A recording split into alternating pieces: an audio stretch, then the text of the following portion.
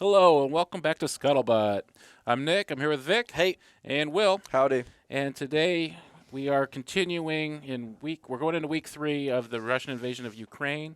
And we just so happen to have a relevant interview about Taiwan that we are excited to queue up for you guys today. But first, are we surprised about where Ukraine has been going? yeah, absolutely. When we dropped that sort of ad hoc episode, I had all the fears in the world that by the time that the episode aired, that things would have been completely different. That, we would be talking about a Ukraine government in exile, and that, we would be piling forces on Poland and Lithuania and Estonia. Yeah. I think I saw the over-under, we should be ever gambling on this, of Kiev falling being about 7 days. And I definitely was hitting that under hard. Yeah, it didn't look good, but No. and I think, and so when you talk about the relevance of this episode, it doesn't seem like the two talking about, sitting down with a Taiwan Strait expert would have much relevance on what's going on in Ukraine. But, Dr. Hunzeker, I think, really does a great job of presenting strategy as an overarching theme. And I think what we're seeing is that dynamic play out between how the Ukrainians are able to maximize what they have at their disposal, Yeah. vice what Taiwan seems to envision they're going to need to deter and then eventually fight a cross-strait battle with China. Yeah, they're very, I think, more comparable than you would see just by looking at the map of the situation. I mean, you have two revisionist powers, China and Russia, trying to exert influence over regions of the world that they view traditionally as theirs, over people and culture, although not similar, although are similar, are not the same necessarily, and they view the situation differently. And the revisionist powers are highly, technical and capable military forces fighting against potentially or actively fighting or in a situation with Taiwan potentially fighting against what we would view as traditionally weaker and smaller militaries. And so you have those comparing up the same. We see what I guess we will talk about in the Hunzeker documentary, whereas Taiwan is looking at trying to invest heavily in like the big industrial, using missiles and The tanks, next generation equipment, yeah. Ukraine is almost in some respects gone the other way, where they're you saw them arming their civilians and just issuing a lot of handheld, javelins and other sort of rockets to take on the heavier tech of the Russians. And what we see, I guess we'll see in the interview is Ukraine is almost making the case for Dr. Hunzeker and how they're fighting the war, being like, if you want to take on a major power that is highly more advanced than you, here's how you can do it. And Ukraine is the case study for that. Yeah, absolutely. I mean, without calling anybody out, if you're going to spend billions of dollars on the shiniest piece of gear, but then your runways are going to be blown up within the first 24 hours, you've basically said, hey, our new shiny, we'll just call it an F-35, you're now part of the Philippine military because that's the only place you can land. And so if they even make it off the runway, and you got to imagine that, I mean, as for those veterans who are listening, you prioritize your target list. A multi-billion-dollar next-generation aircraft is very high on that priority target list, and so, yeah, it's probably not going to see a whole lot of actual time helping what you're doing. But what you surely can do is create this quagmire where you just bog down this really lumbering, clunky force that, quite frankly, doesn't have a lot of actual combat experience. Yeah, that's kind of China doesn't have I'm trying to think. They've dabbled their toes in some suppression recently, but they don't really have a lot of They've been doing force on force combat. Their force projection has come in that soft projection. They've been doing, infrastructure building. They've been doing some humanitarian assistance, but they have done almost no counterinsurgency that I can think of, and they certainly haven't done anything conventional. And so for all of the ills of our long war is you've got generations upon generations of people who have experience, not just on the front line, but supporting combat, which we're seeing the Russians fail at time and time again, is that combat service support. Well, Ukraine had the Russian playbook in hand. Like, they were part of I Russia was when their to say playbook was that. written. Yeah, but there's So- some that were quite literally Yeah. indoctrinated Yeah. on the playbook. So they knew in advance what they probably needed. Now, being able to strike into Russia might have been good for them to have. Both of these wars, hypothetically with Taiwan, of course, figured to be fully defensive. Like, I don't see how Taiwan could possibly strike back at China. They've got some stuff. I mean, it's only 125 miles, I think, across the strait or Yeah, something. and you can hit, you can reach, but you can't go. You know what I mean? Like, Well, and you'll actually hear Dr. Hunzeker talk about this in the interview. But I mean, do you want? Because the one thing that Ukrainians got going for them right now, and they're very, very, very smart at winning this IO campaign, is that they're publishing videos of them humanitarily treating the POWs that they're getting from the Russian side. And while Russians are hitting maternity hospitals, right, exactly, evacuation so that, routes. I mean, yeah. stark juxtaposition on, hey, these are the quote unquote good guys, and then these are clearly the quote unquote bad guys. And so, if you were Taiwan, if you're just going to sort of start launching rockets into China, you may not have that that same level of international support. Then all of a sudden, it's a pretty quick way to lose the moral high ground. right, exactly. And so, yes, they have them. Would it really be effective, or would you actually galvanize the dragon? Yeah. You know, whereas we've seen throughout the past probably decade that there's a lot of dissent within China with their current regime. I mean, it's almost an annual thing that Hong Kong puts on a massive demonstration that shuts down the city, and then obviously there's other areas where, you know, people aren't quite so happy with what Beijing's got going on, and so you start lobbing rockets though. And you don't even, they could be military targets, but we see how the propaganda war is. Oh, that absolutely. military target turns into a baby factory, and then all of a sudden everybody is okay with, escalation. A baby And I'm factory. looking at what's across Nice. I'm looking at what's across the Taiwan Strait there, and that's not like China's mega cities.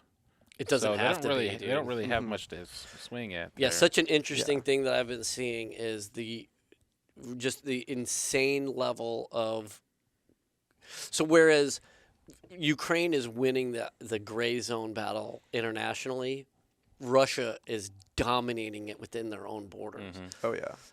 I mean, they have Russians calling their Russians in Ukraine calling back to their family and telling them, hey, we're getting bombed, and like the family members are like, not happening. It's not like what you're talking about is a complete fallacy. We're seeing it on the news. Yeah. Our guys are just there doing humanitarian You're assistance. just being coerced into saying things because the NATO Nazis are on to you. Yeah. It's so Yeah. crazy. And he shut down TikTok, Twitter, Facebook, Instagram. Well, he censored them, and then they all shut themselves down. Yeah. It's kind of a Well, one I thing guess than it, the yeah. other, yeah. But the only information source right now is state-run media in Russia. And Or the hacktivists trying to push stuff in. right. Yeah. But Now, who knows what China impact that's being making. so like it's interesting to think about this for China because obviously they're on the forefront of so much of this sort of thing, but that they also have a ton of maligning actors who are also just as good within their borders as well. And so, would they be able to control it as well? Would they have the same? I mean, we're seeing their playbook. I think we talked about it in our last episode with Colonel Woodbridge. It's like we have the real benefit now, since we're not actively participating, to really be the NFL scouts at the combine with our clipboards, taking notes, but so is everybody else. And another reason why I think this interview is so relevant is because if you don't think that China isn't like fully breaking down, like, Troy Aikman doing his analysis of every play. Like they've got the thing up. There's X's and arrows and zeros and stuff. They're analyzing this thing like crazy, especially because like Ukraine is like leaning against NATO. Like NATO is like hugging it. It's not in NATO, but like it's there. It shares borders. Taiwan has no borders with any allies, so where they're taking their notes, it would be like they could be like, well, NATO's not doing anything in Ukraine, and they're touching Ukraine. Right. So geographically, no, but I mean, clearly Australia is very concerned. Clearly, obviously the Philippines, Indonesia's concerned. Japan, and even to a certain extent South Korea, because things tend to, dominoes tend to fall, right? And so there are, but geographically, it's not nearly as convenient as, we'll just mass people within a neighboring country. Yeah.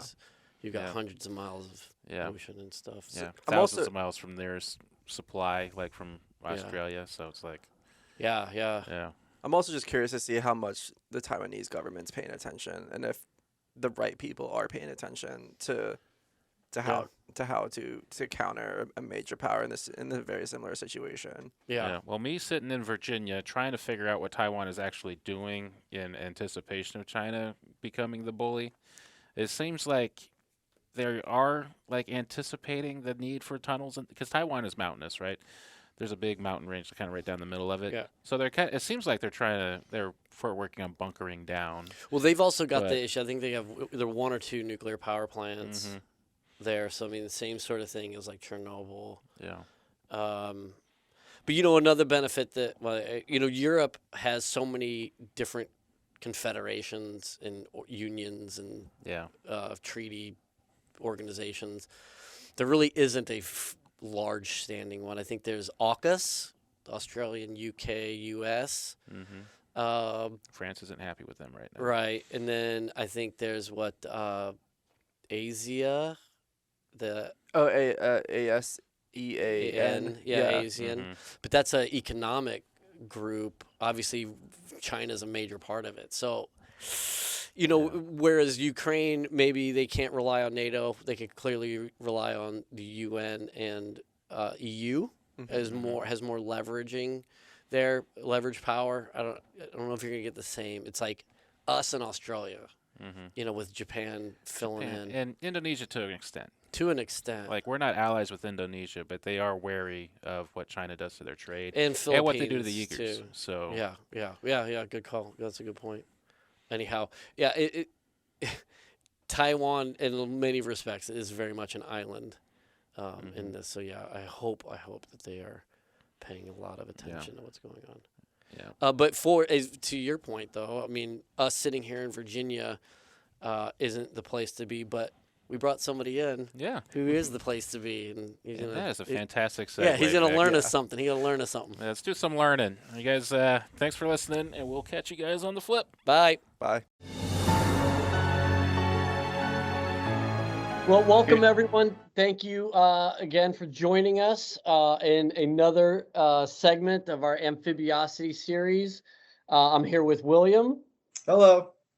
And again, we have our second recurring guest, Dr. Michael Hunzeker. Thank you again so much for being on the show.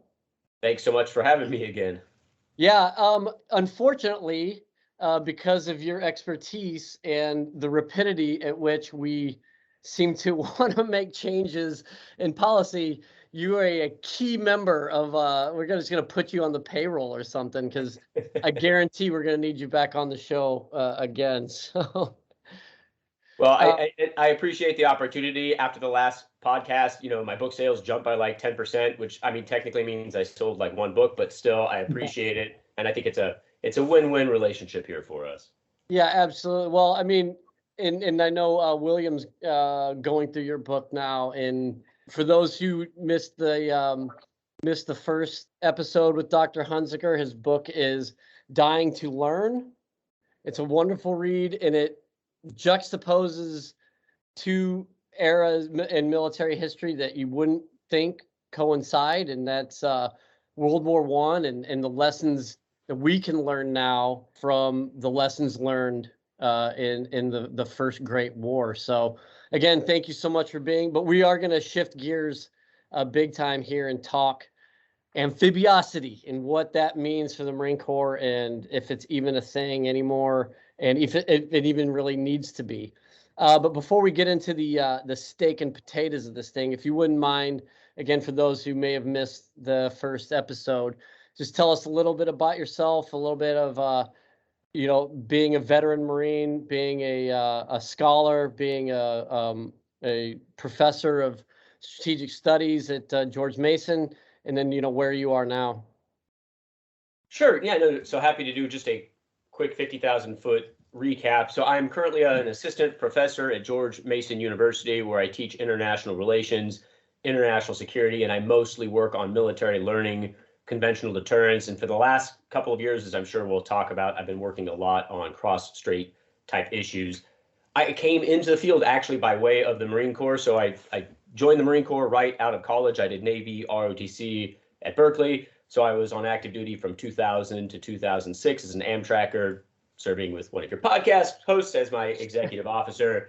And so Vic and I did UDP to Okinawa in 2002, came back, recocked immediately, went to Iraq for the invasion, OIF-1, came home, was home for about 8 months, went back again in 2004 for kind of OIF-2, TAC Alpha, I guess is what we were calling it then. Came back, did a couple of years of training, new AAV officers, and then made the transition out to first CivDiv, where I went to graduate school. And my experiences on active duty, really getting an opportunity to watch the Marine Corps wrestle with this learning challenge of having gone into a war that evolved quite dramatically out from under us, really inspired me to get to work on the topics I did. So I spent about 9 years wandering around in graduate school, writing on that topic, became my dissertation, which then became the book that Vic so kindly pitched to you all. And now I'm here. Well, on the topic of learning, and I guess as a good sort of entry point into this conversation is that what is your take on the Marine Corps' learning and our adaptation? Many, and some of the guests of the show actually would argue that we've lost a little bit of our intellectual curiosity. And I know Commandant is feeling a lot of pressure, both from the civilian side, the veteran side, and then the active duty side on some of the initiatives he wants to enact. Is 2030 a realistic thing? Are we already too far gone? So what's some of your take on our ability to adapt and learn in this time period? No, so terrific set of questions. I'll maybe tackle the first couple, and then we can let the conversation go where it will. First, though, I should toss out a disclaimer. I did serve on active duty, but at this point, almost 20 years ago. So I have to be really forthright in saying I'm an academic who observes these things from the sidelines. At best, I can be sort of a Monday morning quarterback, but I definitely don't consider myself as being in this position to offer, micro, fine, granular type critiques, or to be there to say you're doing it all wrong and I've got the right answer. Those who are on active duty and in the reserves today, they're living, they're breathing, they're eating this stuff. They're out there simulating or on the tip of the spear, and they've got real skin in the game. I sit back and, I read War on the Rocks, I read the Marine Corps Gazette, and I can pontificate, but you spend most of your days out there in the battlefield, in the operating space. I spend most of my days in a classroom trying to remind undergraduates they should come to class and read some of the material. And so, I'm an amateur at best. I think the one thing I can contribute modestly to the conversation is just bringing in kind of that contrarian mindset, which is to say most of what I do in the classroom is just argue with students, and they quickly find I argue both sides of the issue. I guess in the vernacular, you just say I'm talking to myself mostly. But in doing so, trying to force people to sharpen their arguments, not necessarily to imply things are wrong.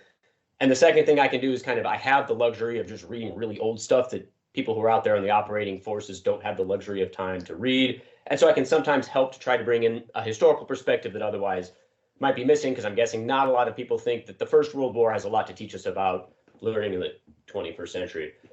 So with that, I guess I would start off with this observation, and I've seen a lot of it, not just lately. It's kind of a standard trope, both in the military and in scholars who write about the military, this idea that militaries are hidebound, traditional, backwards looking, sclerotic, slow to learn, and this tends to lead them into catastrophic failures. And I actually think this is it's a misread of history.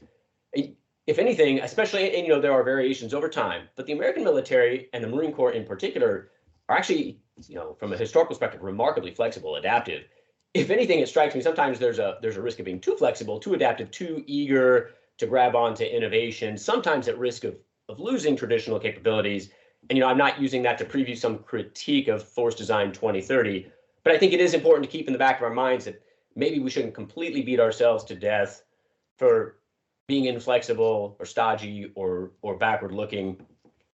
Ben Jensen, who I don't know if you had on the podcast, maybe at some point you can, he does a lot of work. He actually found, looking back at the U.S. Army, right, not an institution we typically associate with being dynamic and flexible, but between like 1975 and like 2020, it changed its capstone doctrine 7 times. And that's like a remarkable amount of flexibility for an organization that mostly we associate with kind of a conservative mindset. You got to grab people kicking and screaming to drag them into the modern period. Okay. So I guess to that extent then, to talk, I guess, doctrine and talk about sort of immovable objects, Marine Corps doctrine, Marine Corps MCDP 1, when we're talking about the importance of an amphibious force and being a ready force, MCDP 1 says that the operating forces must be organized to provide forward deployed or rapidly deployable forces capable of conducting expeditionary operations in any environment. This means that in addition to maintaining their unique amphibious capability, the operating forces must maintain the capability to deploy by whatever means is appropriate to the situation. And then MCDP 1 TAC 0, throughout the document, speaks extensively about Marine Corps' amphibious nature, its amphibiosity, and what it means to the joint force. Some would say that this type of vernacular specifies an amphibious force. Others would say that it alludes more to an expeditionary force. In today's tactical environment, operational environment, strategic outlook, what does that mean then to be amphibious?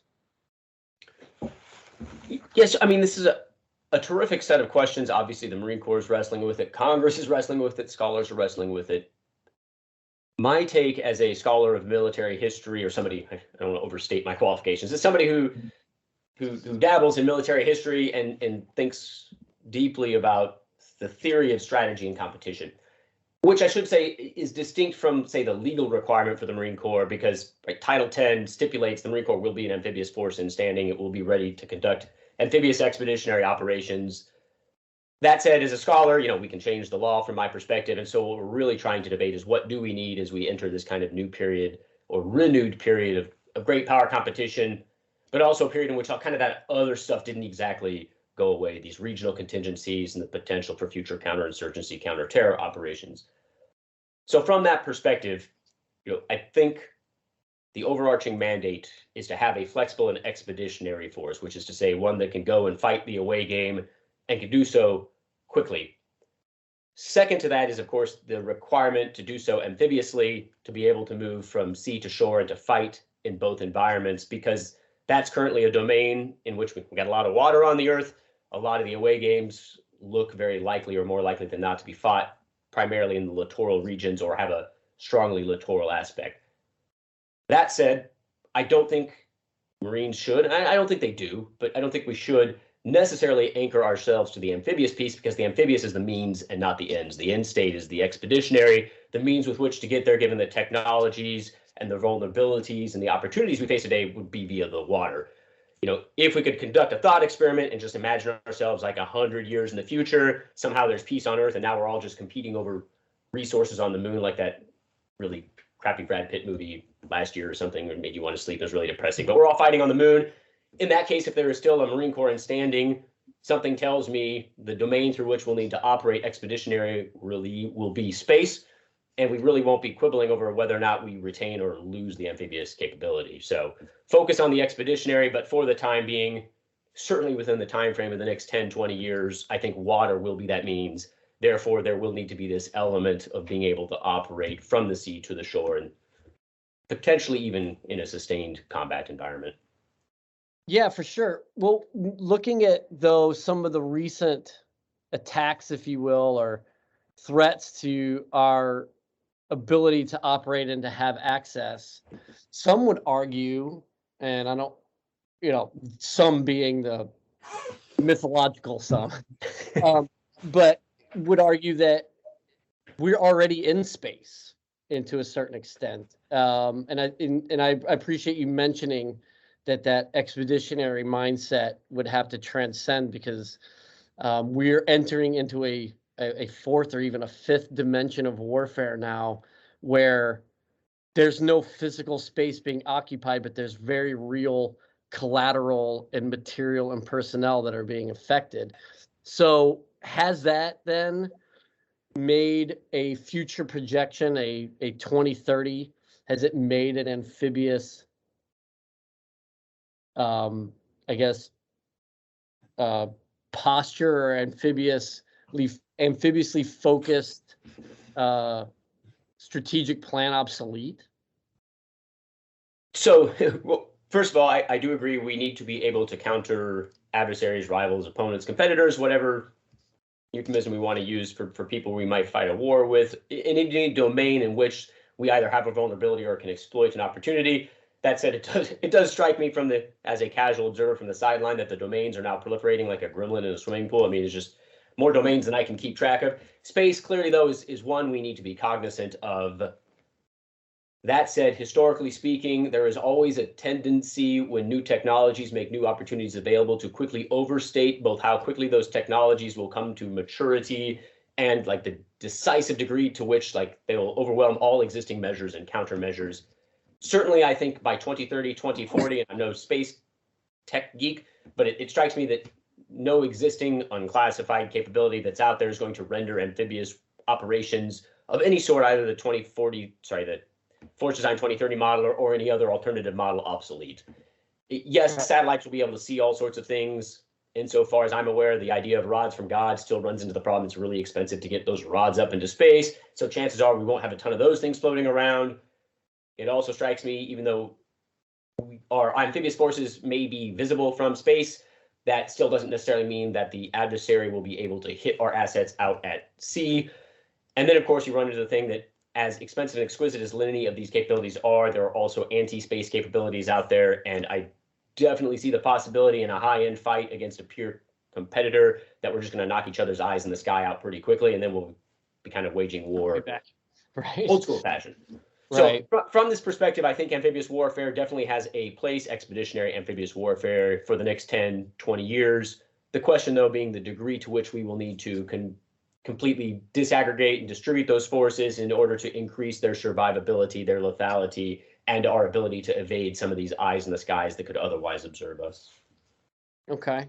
Well, I'm going to ask you here in this part. I know we talked about your sort of academic chops, but if you wouldn't mind sort of putting on your anecdotal hat, and if we could tap into some of your experiences. So you have we talked a little bit at length about this in the previous podcast, but you're sort of an interesting case study because you ascended into the Marine Corps focusing exclusively on amphibious. I mean, you had salt water in your veins and throw up in the back of your throat. But then operationally, you spent the vast majority of your time on land. And then you went back and then instructed students on how to conduct amphibious operations. And so where do you even see value in, and I'm not talking necessarily the equipment set, but of being able to project forces over the water to conduct forcible entry operations from the sea and then continue operations inland? So clarification, most of the pupils in the back of the Amtrak, I have never in all of my amphibious operations thrown up inside the Amtrak myself. It's a point of pride. But you are right. And again, this is kind of what inspired me to really spend my academic career looking at military learning. I spent 2 years on active duty preparing for amphibious operations. Then I spent 2 years basically fighting in the deserts of Iraq. And then I spent 2 years preparing officers for amphibious operations, knowing damn well as soon as they graduate, they're going to Iraq to fight a counterinsurgency I am not preparing them for. And so, yeah, this really, resonates with me based on those experiences, based on my, again, not the world's leading expert, but I've spent some time reading through the history of military affairs and looking at the current strategic situation. I guess my answer will be an unsatisfying one, but something along the lines of I think it is a useful, if not necessary, capability to have, even if the probability of using it is relatively small. And by that I mean, and I guess I should start out with my cards showing. All things equal, I think Force Design 2030 is moving the Marine Corps in the right direction.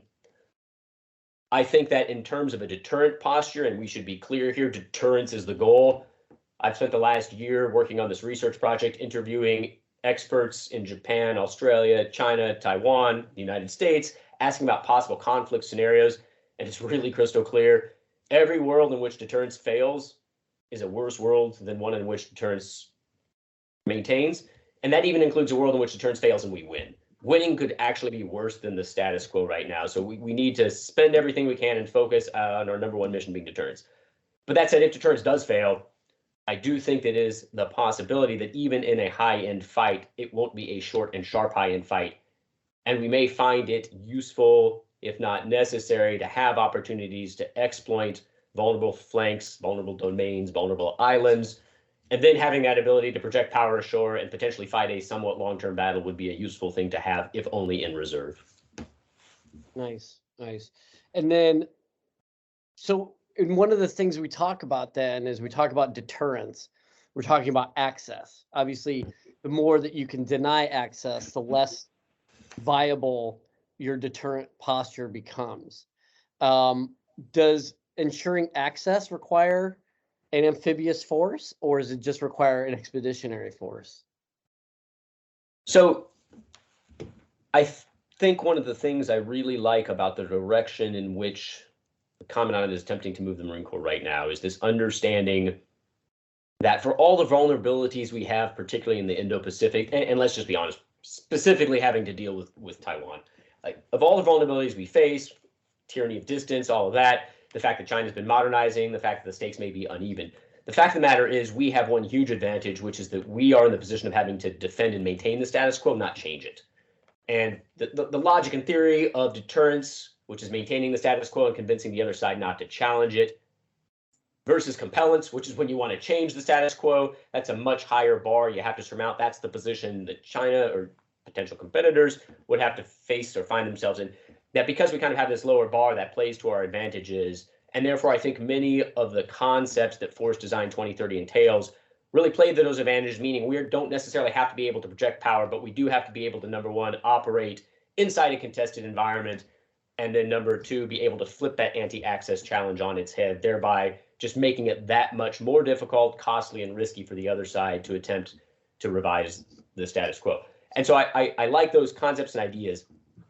I guess, again, where I do have some concern and would certainly hope that the Marine Corps considers ways to hedge, which would be some risk of over time going all in, hyper-specializing on this one particular approach, which I think is the most important approach to maintaining deterrence, knowing that the logic of deterrence also requires that if deterrence fails, the other side thinks you could still prevail in the fight that ensues.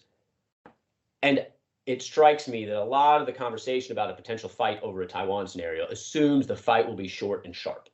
And I think that's possible. As a student of the First World War, I also think it's possible it goes the other way. And that what happens is both sides quickly run out of Schlitz. We expend all remaining rounds of our high-end precision stuff. We both realize our noses have been bloodied. And although the political leaders of each side hope that by kind of delivering that punch to the other side will shock them into conceding, really what that does is rally the other side and it causes it to redouble. And so you have this pause as each side rebuilds and reconstitutes its forces, and then we go at it again. And, hopefully this thing doesn't escalate to the nuclear threshold. That's an entire different set of challenges we would need to wrestle with and take very seriously. But if this thing ends up dragging on, then I think we are in the world where just being able to deny may not be sufficient, and having that capacity to escalate elsewhere, to grab things and hold them at risk in other parts of the region may become desirable, or at the very least, our political leaders might want to have that set of options on the table. And it would be very unfortunate if the Marine Corps reached a point where it had basically let that completely atrophy, amphibious expeditionary operations, sustained combat ashore, and then couldn't reach into that toolkit, or would have to reach into that toolkit and then relearn in the middle of the fighting. We could do it, you could do it, but it would be, I think, unnecessarily costly versus, say, maintaining some of that capacity in the reserve, which is certainly more costly than just letting it completely mothball, but might allow you to reconstitute it faster than you otherwise could. Do you think that issue of the idea that the next conflict could be over relatively quickly, do you think that is more of like a civilian mindset or military mindset or both? Or do you feel like there's maybe like detractors on either side who view it as guaranteed, maybe potentially long term? I mean, I have to be honest, I spend most of my time talking to civilian side leaders, scholars, both in the United States and overseas. And so I do get the feeling that certainly that narrative is more prevalent than I would otherwise be comfortable with on the civilian side. My intuition tells me I think military leaders, especially those who spent 20 years fighting in Iraq and Afghanistan, maybe they're a little bit more skeptical. I think many of us lived through the invasion of Iraq. And again, we remember what new technologies were supposed to enable us to do quickly and recognize that there's just a chance these things go sideways on you. And so my guess is on the military side, there's this kind of recognition of needing to be prepared for plan B and plan C. And again, I think all things equal, moving the Marine Corps in the direction of distributed operations, of fighting inside contested environments, of focusing on ways to flip the anti-access challenge on its head, of moving towards unmanned, long-range, cheap, distributed capabilities. It's the right way to go. I just, with everything, yes, Depeche Mode's the greatest group in all of history. Everything, it's all about getting the balance right. And I do worry sometimes when you look at the history of innovation and change, what starts out as a relatively, modest idea can over time become a caricature of itself as people drink the Kool-Aid, and you get these coalitions and people realize the bandwagon is leaving the station. I got to get on this thing. That then you can start to see things swing too far the other way, and 5, 10, 15 years down the road, what began as this is a commonsensical hedge in the direction of the future of likely warfare to maintain deterrence, then becomes like, this is the end all be all, people worshiping the altar of, only distributed operations, only for short period fights. And that could become a problem. I'm not saying it will happen, but certainly something, as a scholar, I would like to see the Marine Corps making sure it's kind of constantly doing that 360 red selling, making sure it's on guard against that potential risk. Yeah, I had a similar question about what precedent would these folks who think it's going to be a short, decisive conflict, because other than Persian Gulf in the 90s, I mean, hell, we couldn't even hand out humanitarian rations in Somalia without that getting protracted. And so yet in a very short period in the Iraq war, did we see something that sort of looked like a short, quick sort of thing. So I wonder, where do some of these folks, what precedent are they citing, or are we just sort of getting caught up in a little bit of our American exceptionalism?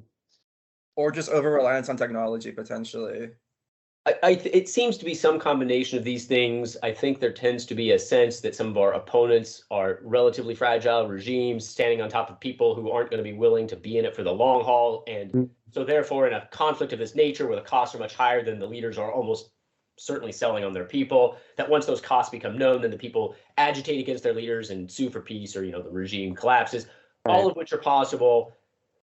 And then there's this argument about the just deeply interdependent nature of the current international system, our trade, and so on and so forth, and the fact that, a prolonged conflict of this nature, that trade comes to an immediate stop.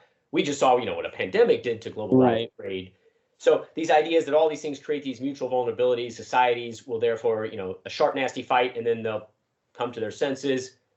Or this idea that if we're not careful, the other side could pull off a fait accompli, grab something so quickly and the war is over, not quickly because we defeated them, but quickly because they grabbed it before we could really arrive in decisive numbers. And so through either of those pathways, there's this sense.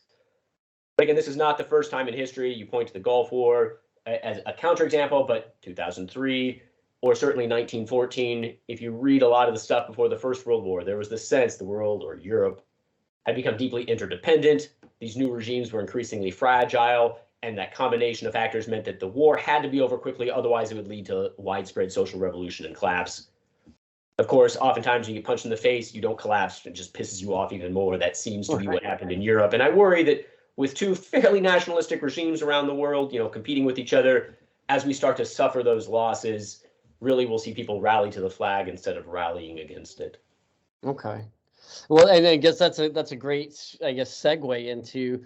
So now we talked to some of these broader concepts. So let's sort of dial it in and or zero it in on the area that is of most concern, I think, to most of our listeners, and is an area that you've focused a great deal of your time on. And so, China is a pacing threat. Interesting choice of words. I think that terminology has become solidified after a few iterations of giving it a go. But the Commandant explained that as he explained a pacing threat as maintaining overmatch and deterrence. Not that he necessarily expects to come into direct conflict with a pacing threat, read China. But you studying the environment and the habits of the Taiwan Strait, like, what does it mean to you when you hear service leaders talk about China as a pacing threat? Well, so as someone who has spent a fair amount of time looking at Taiwan's strategic, operational, and tactical challenges, I'm certainly heartened to hear, the National Command Authority, National Defense Strategy talk about China as the pacing threat, because I do think Taiwan is an extremely volatile flashpoint. It seems to be that all kind of the preconditions for a great power conflict exist there. That doesn't mean war will happen, but definitely the odds are higher than I would be comfortable with. And so I think treating China, and in particular the cross-strait relationship, as being a pacing threat that kind of guides how we think is a very useful development. And again, this is why I like a lot of the things that I hear coming out of Force Design 2030. I think they are relatively low technological bars. We're not having some pie in the sky dream of technologies we need. A lot of the things are kind of already out there. Obviously, the concepts, the doctrine, the tactics, the techniques, and the procedures, those things really have to get ironed out. I also like that the Commandant clearly emphasizes the goal isn't to get it 100% right. We're not going to do that. The goal is to get it not too wrong, to get close enough, and then understanding that warfare will necessarily force learning and adaptation upon us. I think those are the right mindsets. And I really do believe, and I've written quite extensively about this with regard to Taiwan's military, but by increasing the denial capabilities of our forces in theater and our ability to get those forces there quickly, we really can increase the cost and the risks Beijing would have to face in order to attack Taiwan. And I think that gives that moment for thinking twice, to be deterred, to hopefully prevent any of this from becoming real. Yeah, and so speaking of what you've written and published, I mean, you've got articles. I'll just read them off. You get Taiwan wants Paladins. Congress should say no. Published in Defense 1. Taiwan's defense plans are going off the rails. War on the Rocks, 2001. The painful but necessary next steps in the U.S.-Taiwanese relationship. War on the Rocks, 2020. You cited in Michael Sweeney's article why a Taiwan conflict could go nuclear in defense priorities. You have and then there was also a book where you were cited. The book, the citation is your piece, A Question in Time, Enhancing Taiwan's Conventional Deterrence Posture. You've even presented testimony before the U.S.-China Economic and Security Review Commission. So, I mean, clearly, Taiwan is a big deal. And they've gone through some changes. What looked to be promising has sort of taken a turn. You mind can you give our listeners sort of the 35,000-foot view on what it is that you're, some of the views you have on cross-strait relations?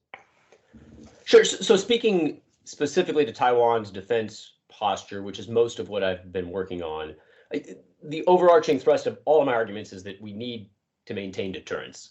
and that deterrence is on increasingly fragile foundations, in particular because of the rapidly and dramatically shifting military balance in the Taiwan Strait between Taiwan and China.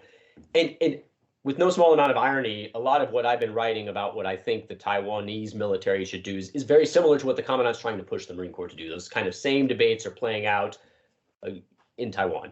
And by that, I mean, for a really long time, I won't go into the whole painful history of U.S.-Taiwan relations, Taiwan-China relations, but for many, many decades, Taiwan was able to rely either on an explicit U.S. security guarantee. We had a mutual defense treaty with Taiwan until the end of 1979.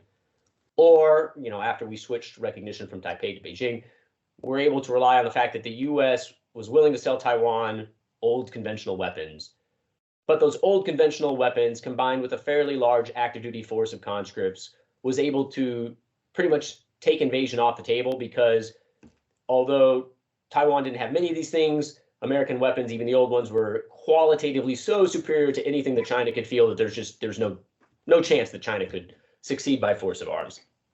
Of course, you fast forward, the United States pivots its attention to the global wars on terror in Afghanistan and Iraq, and then simultaneously China, it was watching very closely with what we did in 1991, watched very closely what we did to China by deterring them in 1995 when we sent a couple of aircraft carriers, and they realized, anti-access area denial, keep America out of the fight, and then let's focus a lot of energy into reforming and modernizing our military to take advantage of the precision weapons revolution. And suddenly now you have the qualitative and the quantitative balance shifting in China's favor. So it already has this massive army. It shrinks that army, still way more massive than Taiwan, and it invests in all sorts of new capabilities such that the old weapons we've been selling the island, of which it could never afford very many, they just weren't going to be able to survive in a high-end fight. And so there have been a number of reformers in Taiwan who have been pushing the island to embrace what we refer to as an asymmetric or unconventional strategy. And it looks a heck of a lot like Force Design 2030 in some respects. To say, stop spending so much money on decidedly outdated and conventional platforms like F-16s, main battle tanks, big surface frigates, and such, because you can't afford many of them and they're very vulnerable to Chinese capabilities. And because you can't afford many of them and China has lots of long-range missiles, it might even be able to take a lot of your assets out in the first strike. And so instead, focus on distributed operations. Invest heavily in large numbers of cheap and resilient things that you can afford to lose and still throw more of them out there to create all sorts of targeting problems for the Chinese military. And then, find ways to reform your reserve forces, because although Taiwan has this massive reserve force, it really doesn't have the ability to leverage them quickly to make sure they're combat ready in a crisis. I mean, what is it? They only spend 4 months actually in uniform? Yeah, so Taiwan has about 188,000 active duty. Every Taiwanese male right now, just men, are eligible for conscription, and it's a 4-month. It's the shortest of kind of all the major militaries in the world that do conscription. So it's 4 months of service. Really don't learn a whole heck of a lot, and then you go into some reserve obligation. But the challenge is, not only do you not have a lot of training in those 4 months, but then Taiwan doesn't even bring its reservists onto active duty for training in the way that we do. They are now making a bunch of reforms to try to move in that direction, but as we know, with any reserve force, that takes a long time to ramp up. Interesting. And so then when you look at this, so especially, and I know we had this discussion, God, you were still in uniform then, I believe. But, China at the time had basically reverse engineered the EFV and created something similarly, but then made thousands of them. And so, we could all, and we talked about this a little bit before, but we could argue of the actual validity of some of their claims of what these things are capable of doing. But at the end of the day, they have a very large amphibious force that could swarm the island and overwhelm these things you're talking about, these coastal defenses, conventional coastal defense stuff. So an amphibious posture obviously is very important for the strait. Or at least from me, it seems like it would be, and having that capability, it would be a game changer. And so I guess my question is that am I still looking at this thing through the lens of 2009 as an Amtracker who doesn't want to let go of Amtracking, or is there something to be said for the amphibiosity of the region? No, so I wouldn't go that far. Although Vic, we got to let go of the AVP7, man. It's older than we are, and I know we're still young and agile, but that damn thing is. Man, I still cough diesel, so stop. I'm still deaf in one ear. But here's the thing. Certainly China needs an amphibious expeditionary capability to be able to project power across the Taiwan Strait. I think Taiwan, however, it's not saying the Taiwanese military can't walk and chew gum at the same time. It probably does need some modest expeditionary amphibious capability. And let's be clear, it's got like 9 amphib ships. It's got 54 AAVs and a 10,000 Marine strong Marine Corps. So I think it has the amphibious capability it needs to protect some of its outlying islands. It's got these islands that are kind of far away. And so there are some strategists who think China could try to basically bring the island to its knees by grabbing one of these offshore islands. Personally, I'm not quite sure I understand how those dominoes fall in that way. In my mind, if you lose an outlying island 90, 100 miles away, and then you basically, capitulate to the Chinese government, I'm not sure it's worth fighting for in the first place. I think that that's not what would happen. But there's an argument to be made. Maybe Taiwan has to fight over one of these outlying islands, and so it has the capability to do so. Beyond that, though, I think by moving to a genuine asymmetric, unconventional posture, focusing heavily on lots and lots of things like man pads, air defense missile systems, coastal defense cruise missiles, can allow Taiwan to exploit the natural challenges China's already going to face when it has to project power across 90 miles. I mean, let's be honest, the Germans, really powerful military in the Second World War, had a real problem just getting across the English Channel. Taiwan Strait is far more complex in operation. It's an island of 23 million people. I know from America's perspective, we like to think of Taiwan as small, but it's 23 million people. Occupying, subduing an island of that size would not be an easy undertaking. You couldn't do it on the light.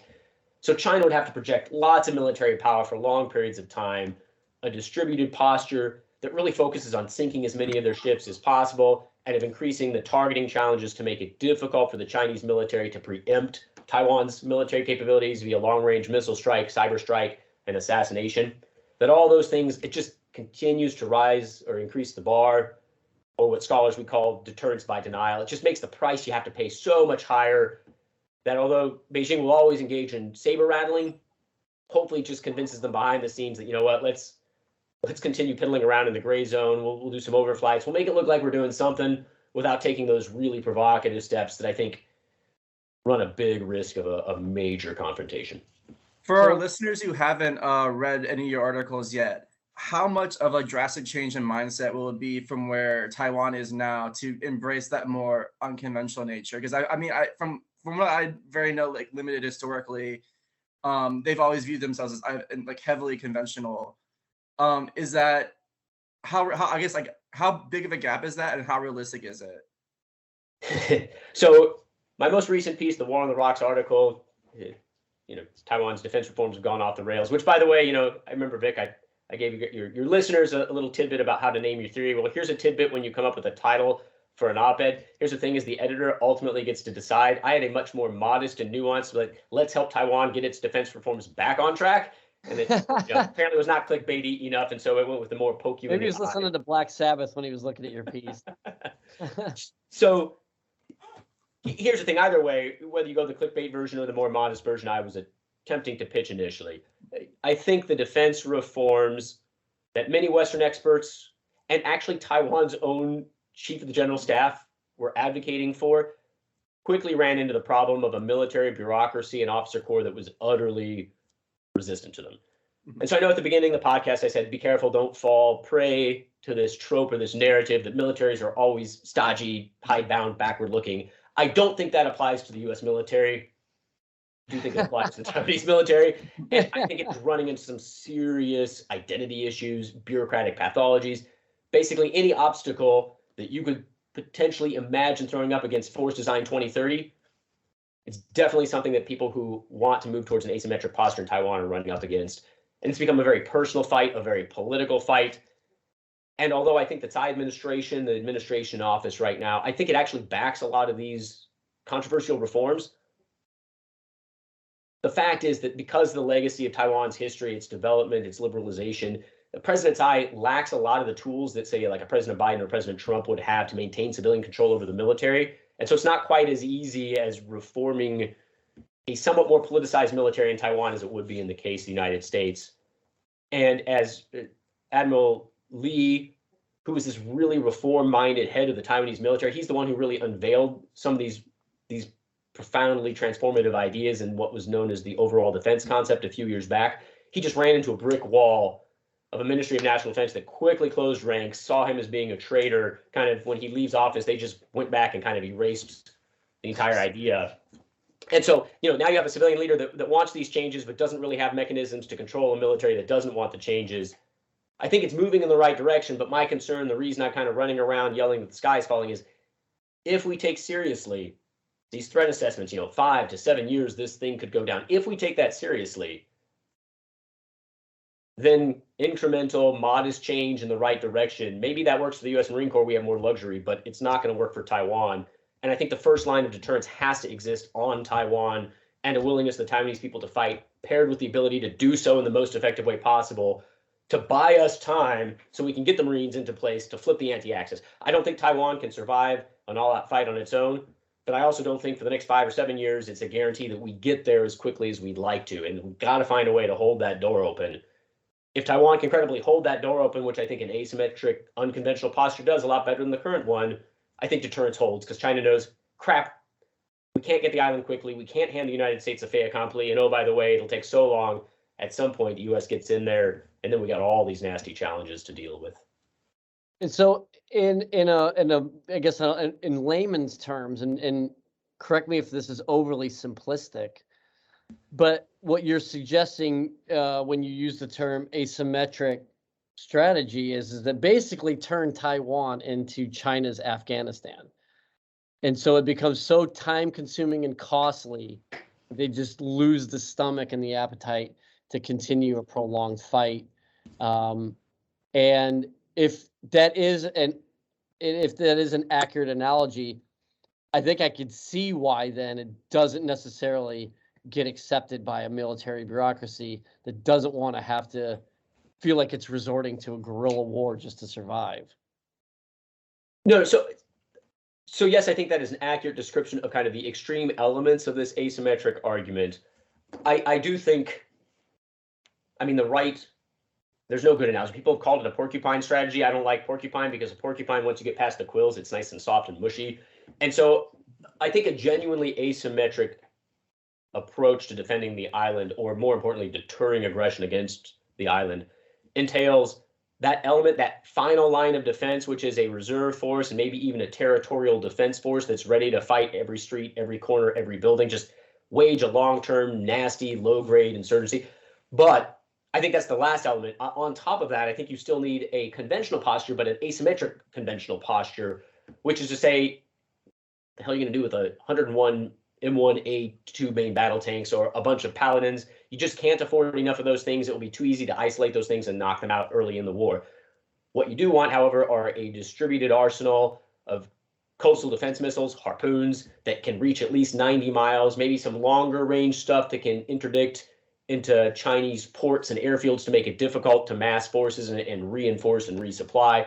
You want naval mines, you want drones, you want anti-air defenses, you want man pads, so that there is this nasty conventional fight, but it's an asymmetric one where you're not playing to the other side's strengths, rather you're playing to your own advantages, and you're just taking an already extraordinarily difficult enterprise. And make no mistake, if you wanted to invade an island of 23 million, it would be the largest amphibious assault the world has ever seen. It would make D-Day look like, junior varsity. And so that's a major barrier for China to overcome. Let's just make the barrier that much higher. And to be frank, they don't have a lot of real world experience. They've been watching us do this thing and sort of, criticisms being what they are. They've seen us do this, but at the end of the day, we've been the ones doing it. They haven't necessarily. Is that correct? No, I think this is an important piece that sometimes does get omitted from the conversation. I find myself sometimes in the unfortunate position of criticizing a partner. And so it makes you, friends shouldn't be doing that. And I don't do that because I want to overhype what China could pull off. As General Grant said, we act as though, Lee can do 2 double somersaults and wind up here in our command post. China can't do that. This is a massive undertaking. 90 miles, Taiwan Strait, it's just a nasty challenge to have to deal with. And most importantly, China's army hasn't waged a high-end conventional fight in decades, way longer than the U.S. military. Although our experiences in Afghanistan and Iraq may not be exactly analogous, at least at the junior level, we know what it's like to have a small unit fight. Our officers and staff and COs know what it's like to fight through friction. We're actually pretty good at decentralized operations. Our leaders are willing to make decisions. That I don't think describes the PLA on any level. And I do think they would suffer some horrible growing pains. All that said, though, the fact is there's a lot of evidence that leadership, the decision to go to war, ultimately gets made with the paramount leader. Mm-hmm. And the paramount leader has been consolidating power in such a way that, history, psychology, organizational studies tell us probably he is not surrounded by a bunch of no men. Yes. And if you're surrounded by yes men, men who only get there and only survive because they're telling you what you want to hear, then there is a profound risk of miscalculation. Just you don't have all the facts and you didn't want to hear them anyway. Right. And so again, this is why I come back to, I don't think really it would be a good idea for China to invade even if Taiwan's posture remained unchanged. I think there's still a risk they fail. But I don't know that Beijing sees that. And so I would want to do everything in my power, given the cost of getting it wrong, to just make sure that message comes through loud and clear, even to somebody who might be as isolated in an echo chamber as the current leadership in Beijing. And autocrats don't tend to consolidate power just because it feels good to have a bunch of people hang out with, right? Like, there's usually a reason why they're doing these things. Exactly, and I think there's a need to justify why you had to do those things. Like, why did you have to take away that political control? Well, it's for economic benefit. That had long been the line in China. And increasingly, those economic benefits are becoming dubious. China looks like it's trying to disentangle from the interdependent global system, which has to make you wonder, why would you need to untangle or disentangle yourself? That's going to involve a lot of economic pain.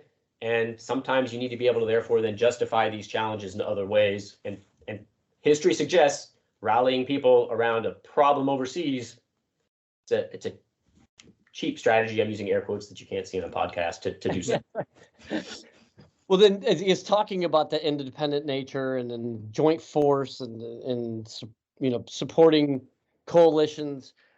The Marine Corps, as you well know, just recently sidelined the AAV. Now, we've seen as recently that the ACV has been given the all green to conduct unrestricted waterborne operations. But as we're talking that 5 to 7 year period, I don't know how many battalions of lift we're going to get out of the ACV, and AAVs that have been restricted to crisis and contingency operations will have it'd be OJT at this point. So what does that mean for cross-strait relations?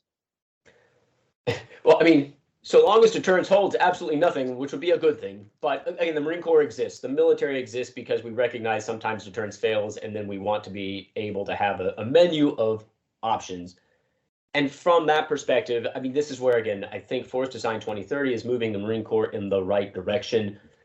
My only concern is making sure that there are efforts to hedge, just given the tremendous uncertainties involved and the fact that the war may not look like we thought it would look, and there's a recognition built into 2030 of that, but I worry over time that that gets missing from the caricatured version of it.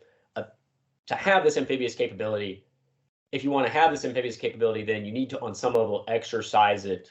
And I do worry that if you're not doing waterborne operations because they are too risky, then the first time you do them in contingency, you're losing people to combat, but then you're also losing people who haven't experienced this, because those are very technically challenging operations. And the fact is that tragedy that happened with the sinking of the AV happened because, and Vic, you'll recall this, we were warning this sort of thing would happen back in the early aughts, that as you had generations of officers, NCOs, enlisted Marines who had no experience with waterborne operations, at some point we would go back to those operations, there would be a dearth of that experience, and we were going to see catastrophic accidents.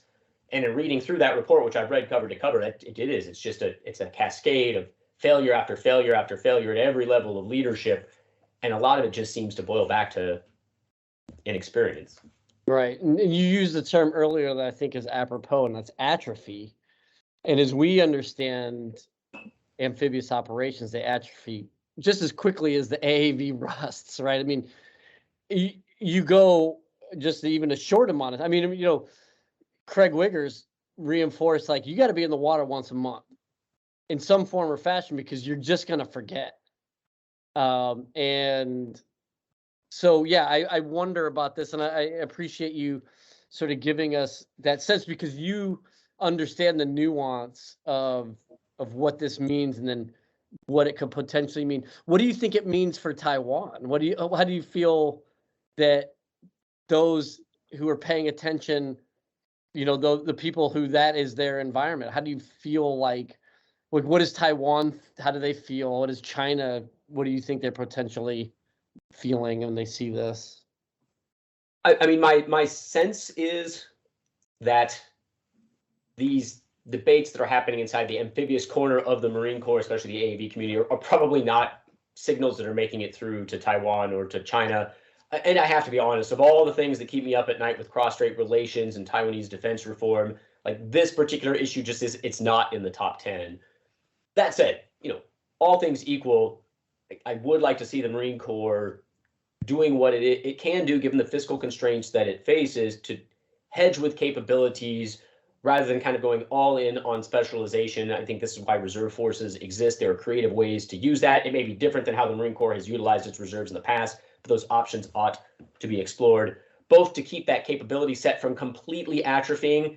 I, having been on active duty and then working with you also in the reserves, Vic, on the Amtrak side, I'd be the first to say, a reserve unit and its amphibious skills will atrophy faster than an active duty unit, but certainly better to have it in the reserves than not have it at all and then have to reconstitute that capability wholesale and do so under fire. I think the other reason I would like to see kind of a more deliberate attempt to hedge on some of these things, to maintain capabilities, even at some modest cost that otherwise would be desirable. It seems like a low risk. Let's not spend that money. We could spend it elsewhere. Is the fact that, so there's this great, take a step back. There's this great research done by a young up-and-coming scholar. His name is Kendrick Quill. He's at the U.S. Naval War College. He wrote a fabulous dissertation. I hope we see it as a book someday. I think that every Marine officer needs to read either the dissertation or the book or the article version when it comes out.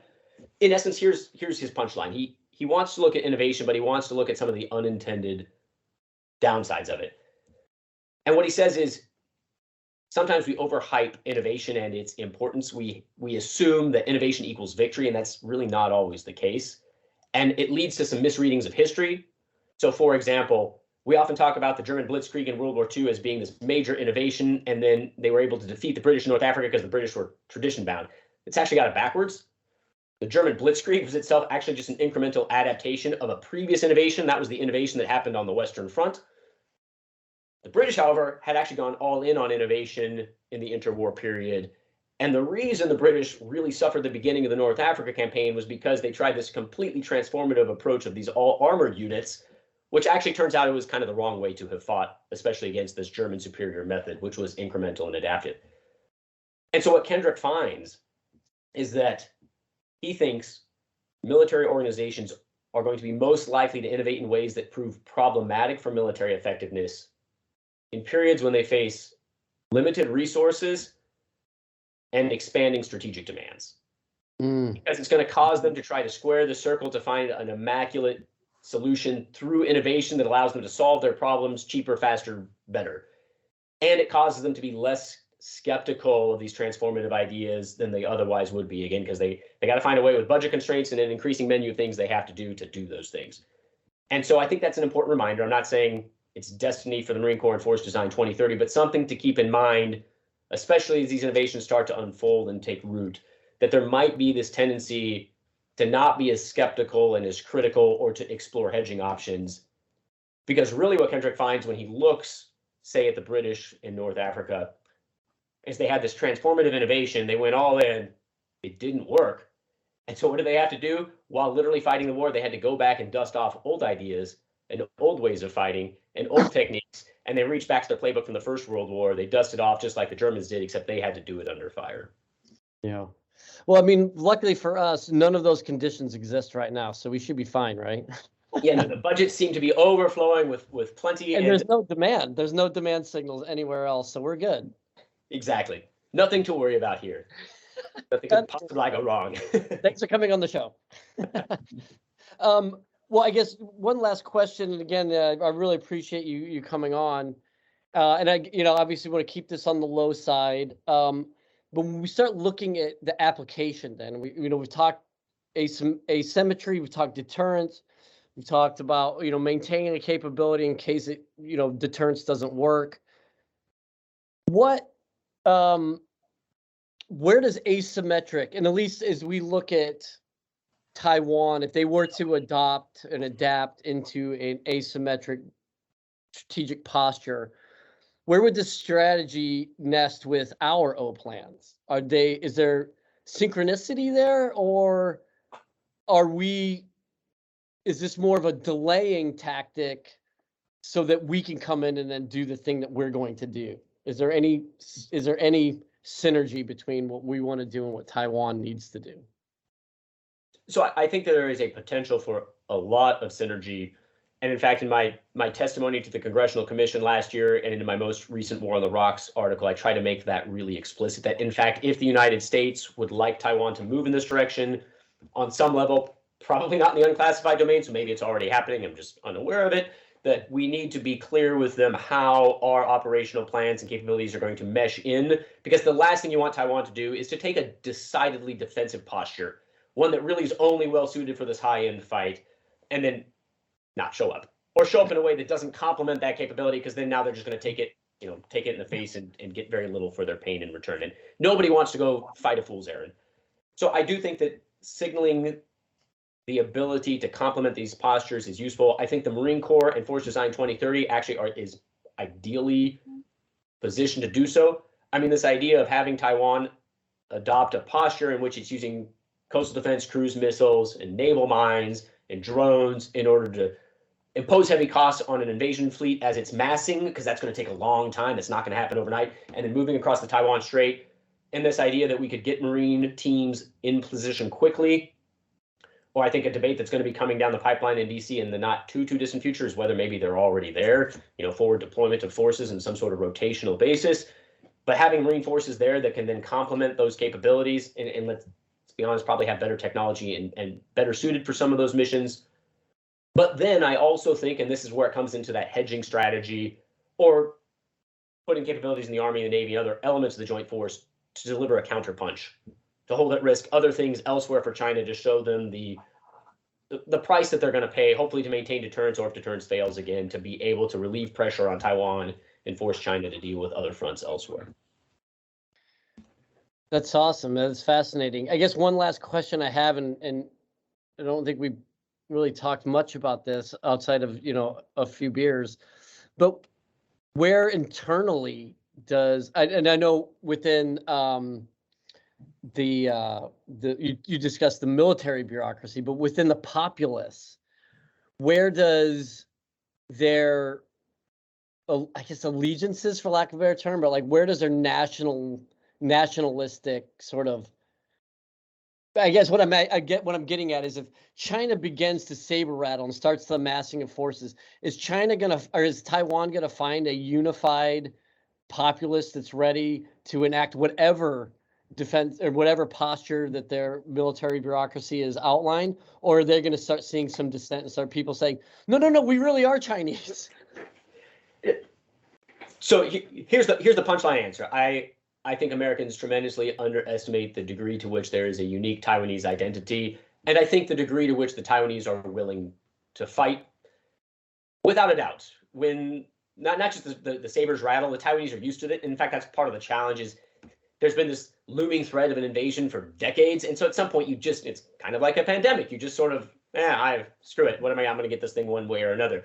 There is that element of complacency, to be sure.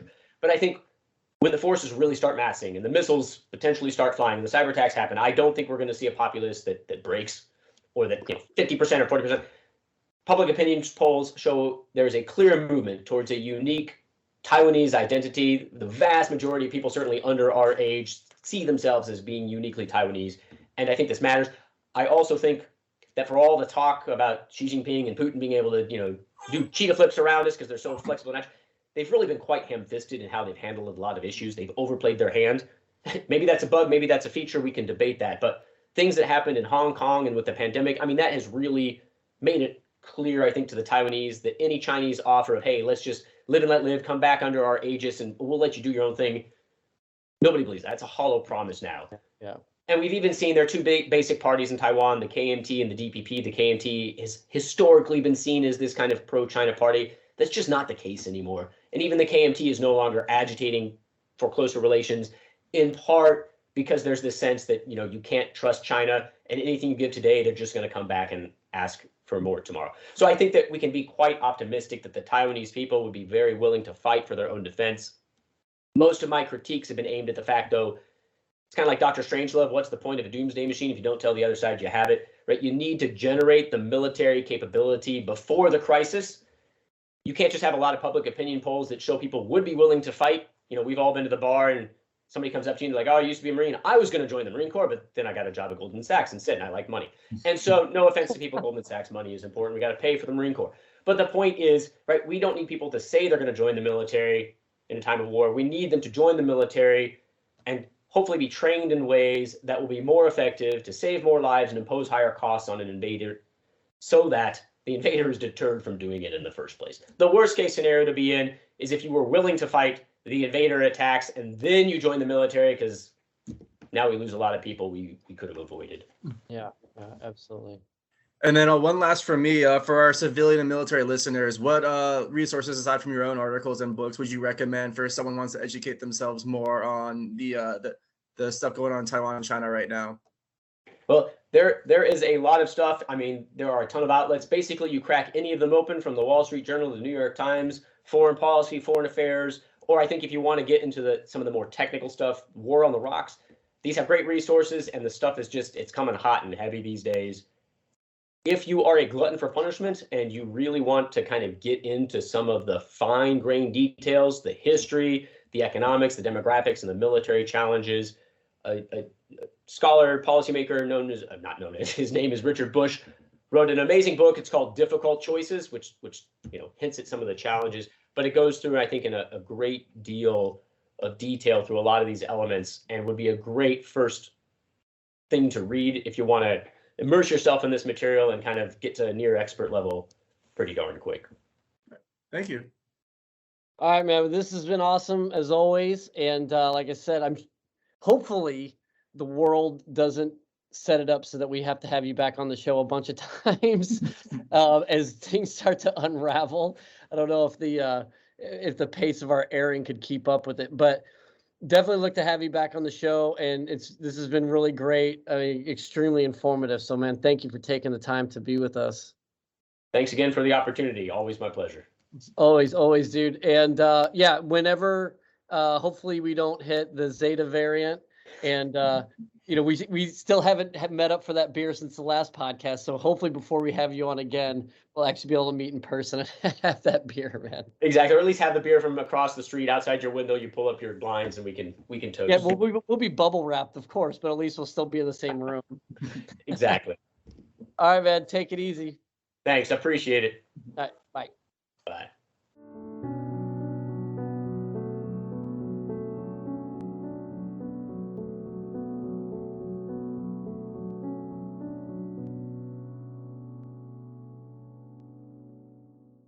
Scuttlebutt is a production of the Marine Corps Association. I am Nick Wilson. That is Major Vic Ruble, U.S. Marine Corps retired. We have also heard the voices of or contributions from William Treuting or Nancy Lichtman, editors of Gazette and Leatherneck magazines respectively. Opinions expressed in Scuttlebutt are just that, opinions, and do not represent any official stance of the MCA.